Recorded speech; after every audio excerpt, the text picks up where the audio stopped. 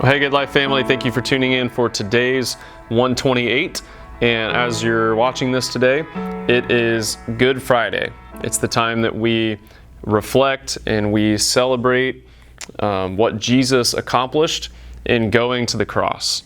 And for the 128 today, I'm not sure there's anything more appropriate or fitting that I could do than simply read through part of the crucifixion story and then briefly let's discuss a little bit about it. But the main thing, I just hope that whatever is going on in your life today, that you have some time to reflect on the power of the cross and the brutality of the cross, but also the beauty in it of how God is able to turn these ashes and just the brutality of it all into the beauty, the power of the gospel. So this is in John, this is chapter 19, verse 28. It says this: "After this, Jesus, knowing that all was now finished, he said, to fulfill the scripture, 'I thirst.' And a jar full of sour wine stood there. So they put a sponge full of the sour wine on a hyssop branch and held it to his mouth. And when Jesus had received the sour wine, he said, 'It is finished.' And he bowed his head and gave up his spirit."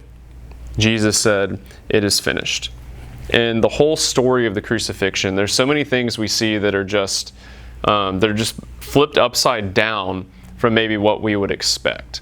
And just think about these religious rulers, the evil, the sin, the people who wanted to take Jesus out. They wanted to push Jesus down and killing him.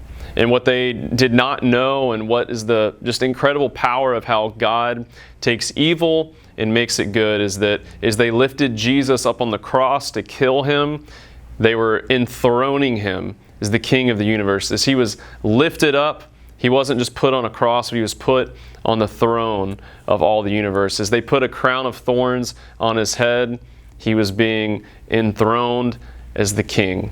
And Jesus was able to take all of this evil and darkness upon himself so that you and I could become the very righteousness of God. That's what we reflect on today.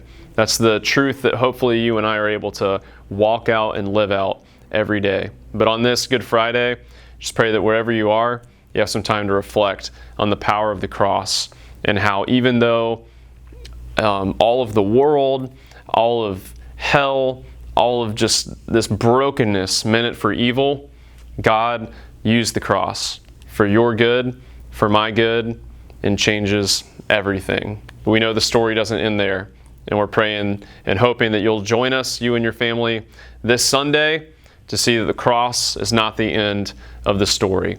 We have 4 opportunities to gather this Sunday. We have an 8 o'clock service, a 9:30 service, as well as an 11 service right here at Good Life. And we also will have our online service going up at 11 o'clock as well. So whichever one of those gatherings you're going to be a part of, we cannot wait to see you. Pray that you'll be able to reflect on the cross today. And then Sunday we'll come and be able to celebrate and power the resurrection of Jesus. We'll see you soon.